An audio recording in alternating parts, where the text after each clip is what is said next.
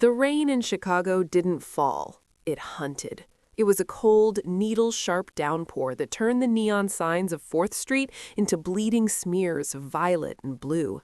Inside the Gilded Spoon, the air was thick with the scent of burnt chicory, old grease, and the metallic tang of floor wax, the sensory map of Roxy Miller's life.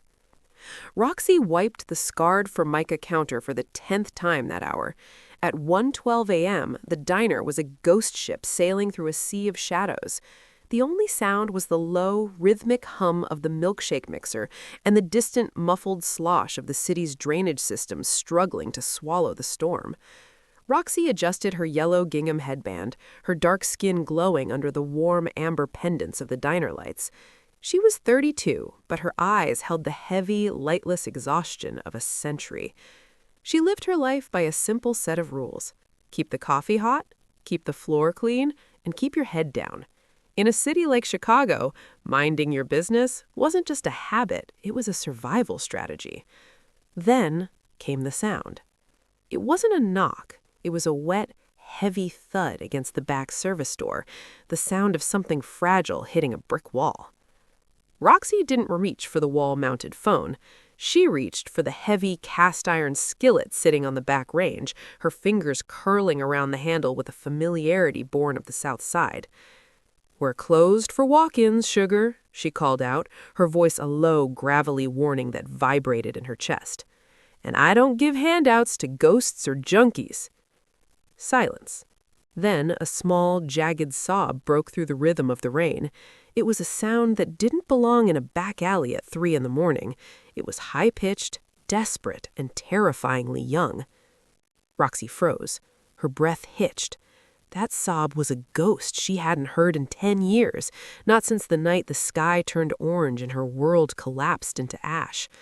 She set the skillet down, her heart beginning to hammer against her ribs like a trapped bird. She wiped her hands on her apron, took a steadying breath, and threw the heavy iron bolt. The humidity hit her first, a wall of damp heat, followed by the sight of him. He was small, maybe 7 or 8. He was huddled against a stack of empty milk crates, shivering so violently his teeth rattled like dice in a cup. He was drenched to the bone, but it was his clothes that made Roxy's pulse spike. He was wearing a charcoal gray Armani suit jacket that swallowed his tiny frame, the silk lining shredded at the hem. In his arms, he clutched a teddy bear so caked in alleyway mud, it looked like a lump of coal. "Hey," Roxy whispered, her tough-as-nails persona vanishing instantly. She knelt, her knees hitting the wet linoleum, ignoring the dampness seeping into her uniform. "Hey, baby, you lost?" The boy looked up. His face was a map of raw terror. Dark, almond-shaped eyes that held far too much knowledge for a child, stared at her. A smudge of grease crossed his cheek, and his lower lip was split. He didn't speak, he just pulled the oversized jacket tighter, as if it were a suit of armor. "I'm Roxy," she said, keeping her voice as soft as velvet, her hands open and visible. "I've got a warm booth and some pancakes that'll make you forget it's raining. You want to come inside?" The boy hesitated, his gaze darting to the mouth of the alley. Far off, the low, predatory growl of a high-performance engine echoed against the brick walls. A black sedan with tinted windows prowled past the street corner, its headlights cutting through the mist like the eyes of an anglerfish. The boy lunged forward, grabbing Roxy's forearm with a grip that left an immediate bruise. "Please," he rasped. His accent was accented, crisp, and shivering. "I don't let the men with the tattoos see me." Roxy didn't ask questions. She didn't call the cops. She knew better than anyone that in this zip code, the police were just another gang in a different uniform. She scooped him up. He weighed nothing, just bones and wet silk, and ducked inside, kicking the door shut and sliding the bolt home just as the black sedan slowed to a crawl outside the diner's front windows. Don't forget to subscribe, like, and share. The boy didn't move from the corner booth. Roxy had tucked him into the sanctuary spot, the one table that sat in a blind spot from the street, shielded by the heavy oak divider of the pie case. She didn't hover. Instead, she moved with a purposeful grace, lighting the grill. The sizzle of butter hitting the hot steel was the first normal sound to fill the room. She kept her back to him, giving him the one thing a hunted creature needs: space. "Double chocolate or plain buttermilk?" she asked over her shoulder. "Plain, please." Roxy nodded, flipping the golden discs. She plated them with a generous pat of butter and a side of warm syrup, pouring a glass of whole milk that she had heated just enough to take the chill off. She set the plate down and sat across from him, resting her chin on her hand. "Eat, sugar. The world looks a whole lot less like a nightmare when your stomach isn't empty." Seon-woo ate with a single-minded, desperate focus. He used the side of his fork with military precision, his manners clashing strangely with the mud on his face. Between bites, his eyes remained fixed on the diner's front door. "My father says that food is fuel for the hunt," the boy said suddenly, his voice steadying. "But this tastes like the sun." Roxy felt a sharp pang in her chest. "Your father sounds like a busy man, Seon-woo." "He is the dragon," the boy said, looking at the buttermilk pancakes as if they were a miracle. "He lives in a house made of glass where no one is allowed to cry. He tells me that the world is made of predators and prey. He says I must be the predator." Roxy leaned back, her eyes narrowing. She had heard that kind of talk before. It was the language of the syndicate. The dragon wasn't a nickname, it was a title. She realized then that the men with tattoos weren't just random kidnappers. They were tigers, the rival faction of the Korean Mafia. "And who are the men outside?" Seon-woo. "The ones who killed my nanny," he said, his voice dropping so low Roxy had to lean in. "They took me from the car. They said they would send my fingers to Appa one by one until he gave them the key. But I am small. I crawled through the window when they stopped for gas." He reached into the pocket of the oversized jacket and pulled out a small, heavy object. He placed it on the table between them. It was a gold signet ring, brutalist in its design, featuring a dragon coiling around a notched sword. "Appa said to never lose this. He said this ring is the heart of our family." Roxy looked at the ring and then at the boy's trembling hands. The ring was solid gold, but to her eyes, it looked like a lead weight. It was a beacon for every killer in 5-state radius. "You're carrying the heart of the dragon in your pocket, baby," Roxy said, her voice grave. "That's a heavy burden for a 7-year-old. "I am not 7, he corrected, a flash of his father's pride crossing his face. "I am 8, and I am a Han." Roxy looked out at the rain-streaked window. The black sedan was still there, idling like a shark in shallow water. She looked back at the boy, who was now leaning his head against the cold vinyl of the booth, his eyelids drooping. The fuel of the pancakes was finally giving way to the exhaustion of the flight. She reached out and gently tucked a stray lock of dark hair behind his ear. She had spent 10 years trying to be a ghost, trying to forget the brother she couldn't save. But as Seon-woo's small hand instinctively reached out and gripped her thumb in his sleep, Roxy knew the gilded spoon was no longer a diner. It was a fortress, and the dragon's son was her last chance at redemption. The silence of the diner was a fragile thing, brittle as spun glass.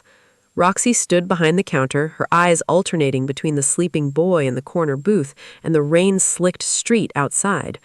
The black sedan hadn't moved. It sat there, a silent obsidian slab, its exhaust puffing white plumes into the freezing Chicago air. Then the bell above the door shrieked. It wasn't the frantic ring of a hungry customer. It was a slow, deliberate chime. 2 men stepped inside. They didn't wear the hoodies of the local street dealers or the leather jackets of the South Side crews. They wore charcoal gray wool overcoats and silk ties, the uniform of the corporate executioner. The taller one had a face like a hatchet, sharp, bloodless, and efficient.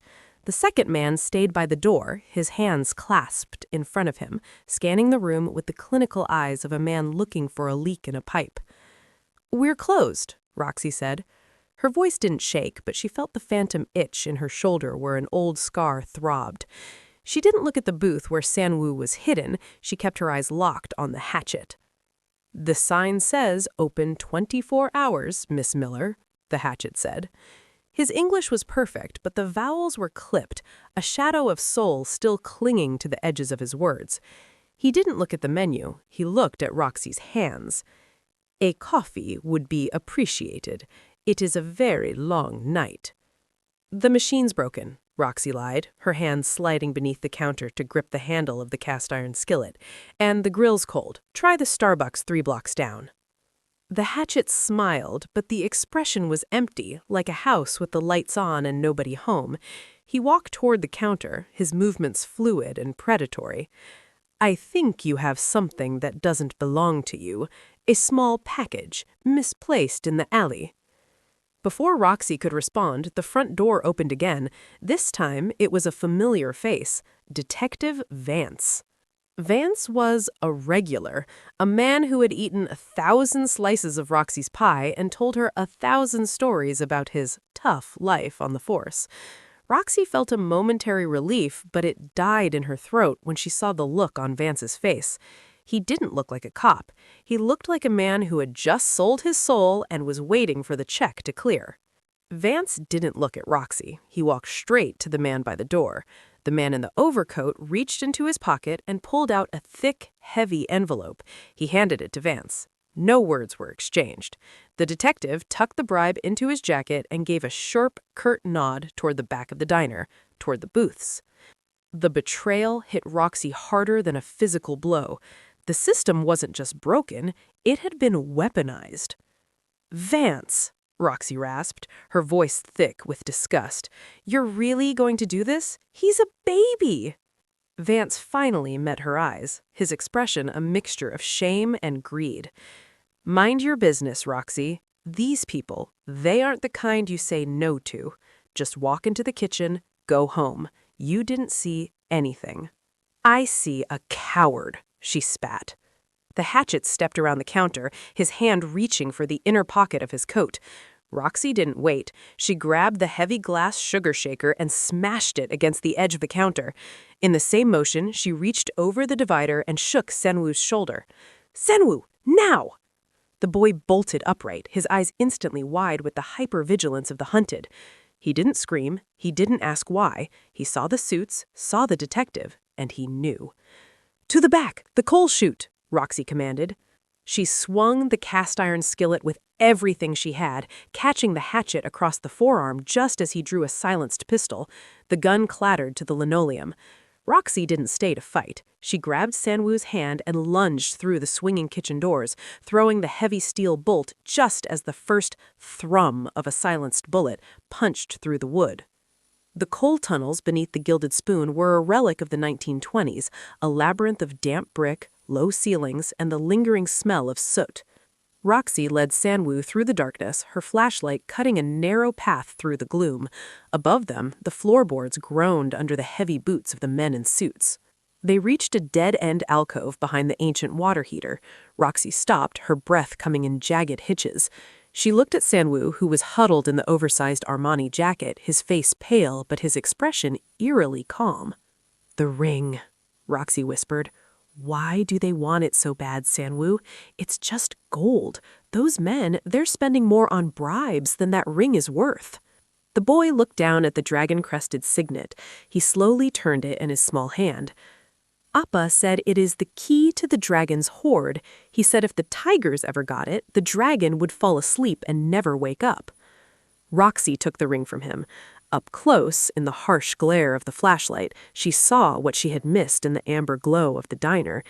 The dragon's eye wasn't a ruby or a garnet. It was a tiny, translucent lens, and on the underside of the notched sword, there was a microscopic contact point, an NFC chip combined with a high-density micro-USB interface.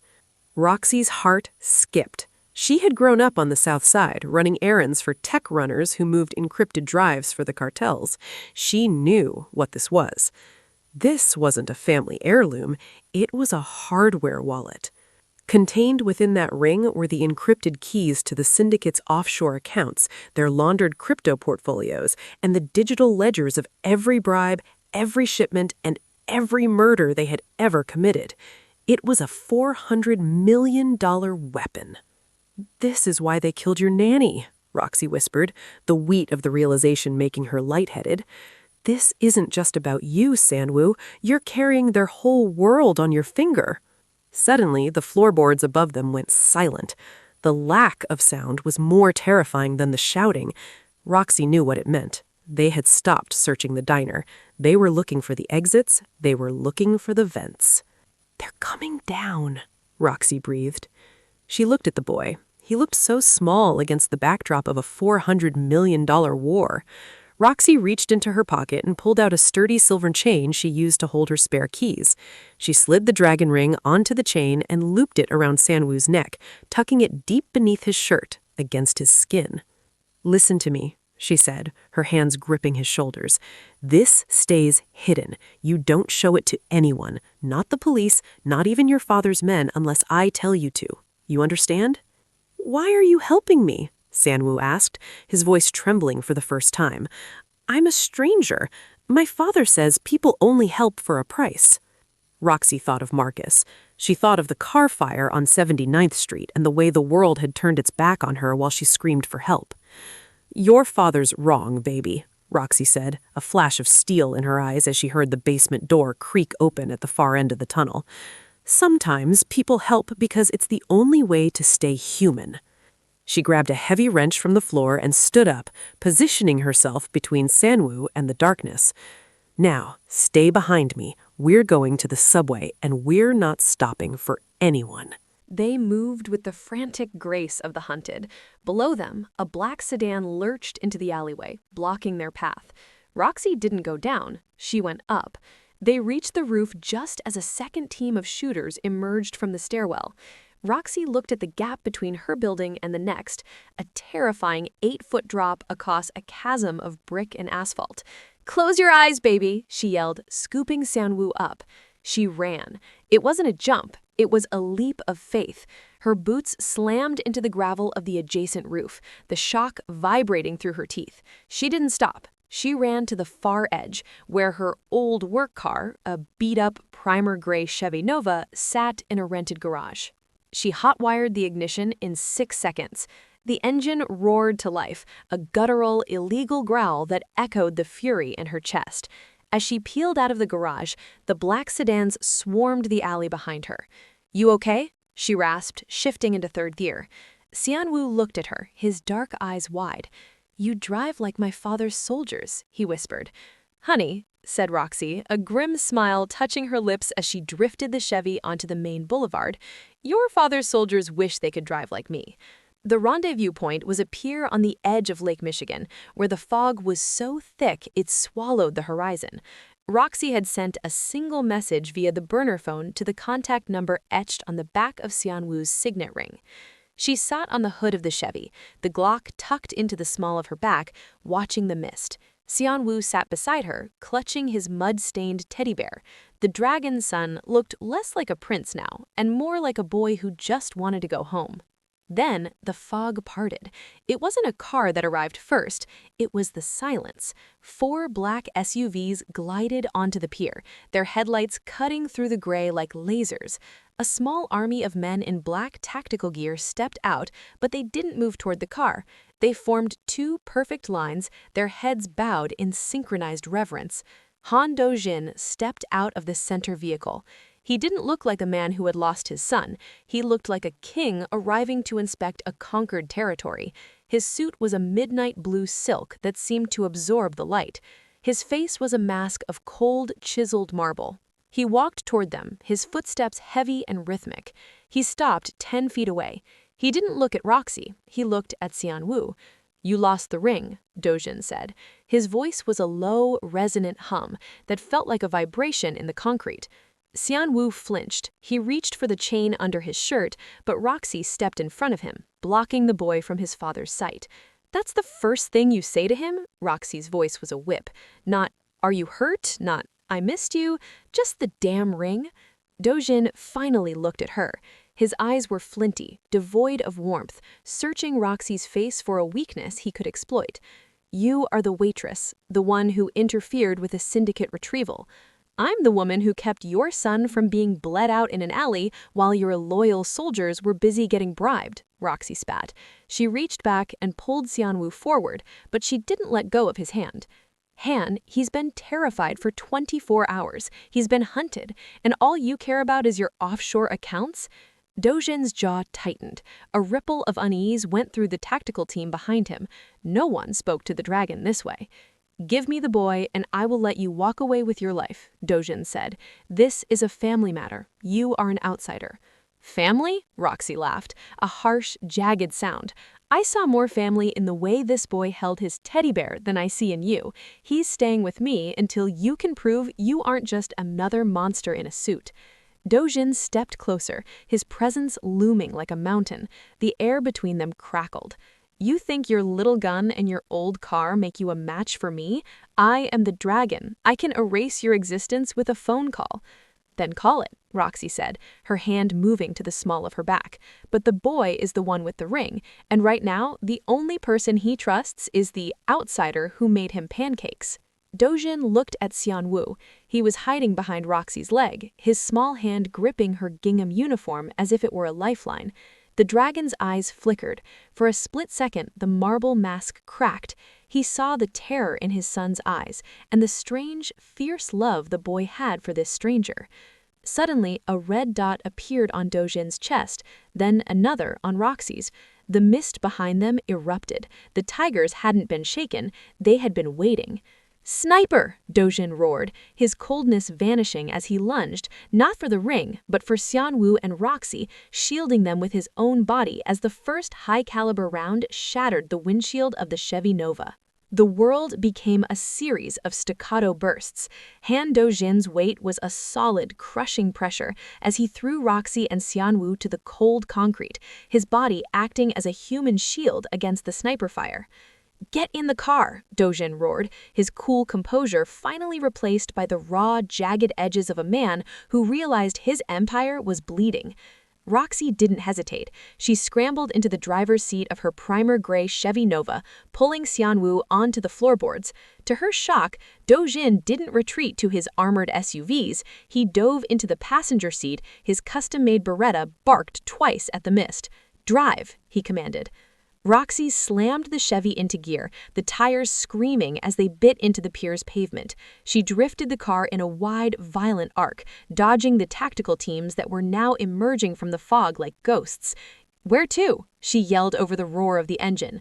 "The old meatpacking district," Dojin rasped, his hand clutched against his side. A dark stain was already blooming on his silk shirt. "I have a warehouse. It is off the grid. Even my own men do not know of it." The drive was 20 minutes of pure adrenaline. Roxy navigated the back alleys of Chicago with a surgical precision that left Dojin staring at her in grim silence.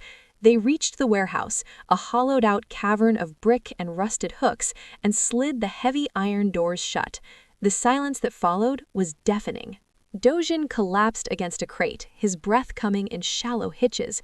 Xianwu rushed to him, his small face etched with a confusion of love and fear. "Appa, you are bleeding."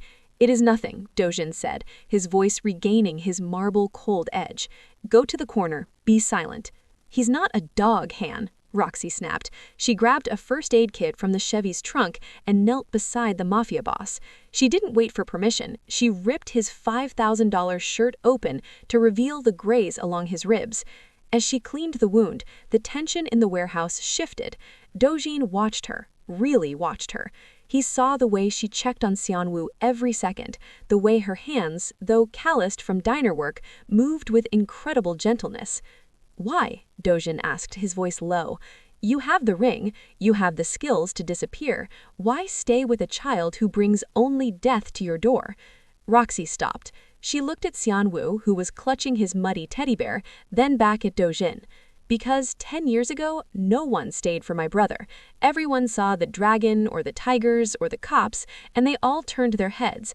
I won't be another person who turns their head." For the first time, Dojin didn't have a retort. He looked at his son. He saw the dirt on Xianwu's face and the way the boy looked at Roxy with more trust than he had ever shown his own father.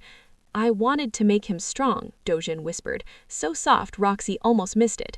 "I wanted to make him a king so that he would never be a victim." You made him a target, Han. Roxy finished the bandage. If you want him to be a king, teach him how to be a man worth following. Start by talking to him, not as a boss, as a dad. Under Roxy's fierce, unwavering gaze, the dragon did something he hadn't done in years. He sat on the floor, he called Xianwu over, and for the next hour, in the shadows of a cold warehouse, he didn't talk about empires, he talked about the boy's mother. He listened to the boy's fear. He became a father. This plus subscribe, like, and share. The peace was shattered by the high-pitched whine of a drone. The tigers had found them. "They're coming for the ring," Dojin said, his eyes turned back to Flint. "They're at the shipyards," Roxy said, checking her burner phone. A message had come through, a photo of Roxy's diner, the gilded spoon, engulfed in flames. "They're trying to draw us out. They think they can break us by taking what we love." The final confrontation at the port of Chicago was a masterpiece of shadow and steel. The shipyard was a labyrinth of towering shipping containers, rusted cranes, and the heavy, salt-laden fog of Lake Michigan. Roxy and Dojin moved as a single unit, an impossible alliance of Southside grit and syndicate lethality. Dojin provided the cover fire, his movements calculated and cold, while Roxy used the knowledge of the geography to flank the scouts. They reached the center of the yard, where the rival underboss stood atop a crimson container holding a detonator. "Give me the ring, Dojin!" the man yelled into the fog. "Give me the ring or the boy dies!" Xianwu was trapped in a small glass enclosure suspended by a crane. He looked like a bird in a cage, his face pressed against the glass, eyes fixed on Roxy. "The ring is here!" Roxy shouted, stepping into the light. She held up the chain, the gold dragon's signet glinting under the shipyard floods. It was a trap. As the underboss signaled his men to move in, Roxy didn't hand over the ring. She threw it, not to the men, but into the oily waters of the harbor. In the moment of pure panicked distraction, Dojin moved. He didn't fire at the men, he fired at the crane's hydraulic line. The enclosure plummeted, but Roxy was already moving, her old Rox steed returning as she dove into the path of the falling cage, using a stack of industrial pallets to break its fall. The shipyard erupted into a final, bloody symphony. Dojin fought with a ferocity that bordered on the demonic. He wasn't a king anymore, he was a father protecting his cub. He tore through the tiger ranks with a primal rage that left the rivals broken and scattered.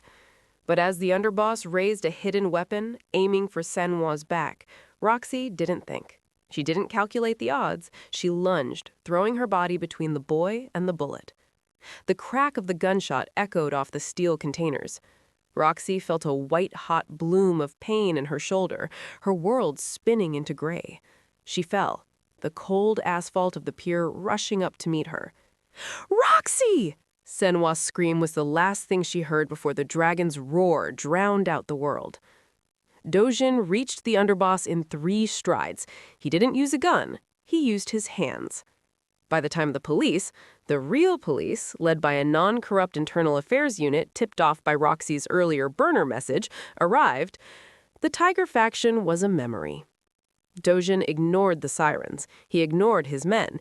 He knelt in the dirt, blood on his hands and tears in his flinty eyes, and pulled both the sobbing boy and the bleeding waitress into a single protective embrace. "Stay with us, Roxanne," the dragon whispered into the Chicago night. "The boy still needs his pancakes." The scars of that night at the shipyards didn't heal overnight. For Roxy, the physical wound in her shoulder was a dull, throbbing reminder every time the weather turned damp. But the scars on the city were deeper. In the wake of the shipyard massacre, the Chicago PD underwent a cleansing fire, spurred by the digital ledgers found within the dragon's signet ring, which Roxy hadn't actually thrown into the harbor, but had swapped for a brass decoy in a final moment of waitress sleight of hand. 6 months later, the neon sign of the Gilded Spoon flickered back to life. It wasn't the same diner. The cracked linoleum had been replaced with polished checkered tile. The ancient, wheezing milkshake machine was gone, replaced by a gleaming chrome beast that looked like it belonged in a museum. The windows were now made of reinforced ballistic-grade glass, clear as a summer day, but strong enough to stop a freight train. Roxy stood behind the counter, the steam from a fresh pot of coffee rising to meet her. She wore a new yellow gingham apron, her hair pulled back in a sharp, confident braid. She looked at the empty booth in the corner, the sanctuary spot, and smiled. The bell above the door chimed. It was a soft, musical sound now. Han Sen-hwa burst through the door first. He wasn't wearing an oversized suit jacket anymore. He wore a bright red hoodie with a cartoon dragon on the front and a pair of scuffed sneakers. He didn't look like a prince of the underworld. He looked like a boy who had spent his morning at a park. "Roxy, Roxy, did you see the sun today?" he shouted, sliding into his usual booth with the practiced ease of a regular. He placed his teddy bear, now clean and wearing a tiny matching red hoodie, on the table. "I saw it, sugar," Roxy laughed, pouring a tall glass of cold chocolate milk. "Are you hungry?" "Pancakes!" Sen-hwa cheered, "with the extra chocolate chips." Behind him, the door opened again. Han Do-jin stepped inside. The dragon had changed. He still wore a tailored suit, but he had left the tie at home. His top button was undone, and the lethal, predatory edge in his eyes had been replaced by a quiet, profound peace. He didn't scan the room for threats. He scanned the room for Roxy. He walked to the counter and sat on a stool, leaning his elbows on the laminate. "I believe I am late for our standing appointment," he said, his voice warm and rumbly. 5 minutes. In my world, that's a lifetime. What kept you? Toppling another regime? Do-jin smiled, a real smile that reached his eyes. "No, I was signing the final papers for the Han Foundation. The syndicate is evolving. We are focusing on logistics and infrastructure now. No more shadows. Sen-hwa deserves a name that isn't a threat." "I like the sound of that," Roxy whispered. She leaned over the counter, her eyes meeting Do-jin's. The silence between them wasn't the heavy, terrifying silence of the warehouse. It was the comfortable quiet of two people who had seen the worst of the world and decided to build something better in the middle of it. "The boy asks about you every night," Do-jin said softly, reaching across the counter to cover her hand. "He says the house is too big, too quiet. He says it needs the smell of burnt chicory and the sound of someone who isn't afraid to tell the dragon to sit down and shut up." Roxy looked at Sen-hwa, who was currently trying to feed a piece of pancake to his teddy bear. She thought about her old life, the speed, the fire, the loneliness. Then she looked at the man holding her hand. "I don't know, Han," she teased, although her eyes were shining. "I've got a diner to run. It's a lot of work." "I bought the building next door," Do-jin replied, his thumb stroking her knuckles. "I thought we could expand, a bigger kitchen, a garden in the back for Sen-hwa, and perhaps a home upstairs for all of us." Roxy felt the last of her defenses crumble. She had spent a decade being a ghost, but standing here in the morning light, she felt solid. She felt seen. "You're a very persistent man, Han Do-jin," Roxy said, stepping around the counter. "I am a man who knows a treasure when he finds one," he replied. Sen-hwa looked up from his plate, his face covered in syrup. "Does this mean Roxy is coming home, Appa?" Do-jin looked at Roxy, an unspoken question in his gaze. Roxy knelt beside the booth, wiping a smudge of chocolate off the boy's cheek. "It means," she said, her voice thick with emotion, "that nobody is turning their head anymore. We're all going home." Outside, the Chicago sun hit the ballistic glass of The Gilded Spoon, turning the diner into a shimmering fortress of gold. The rain had stopped. The hunt was over, and for the first time in his life, the dragon wasn't alone in his cave. He had found a queen who knew exactly how to keep the fire burning.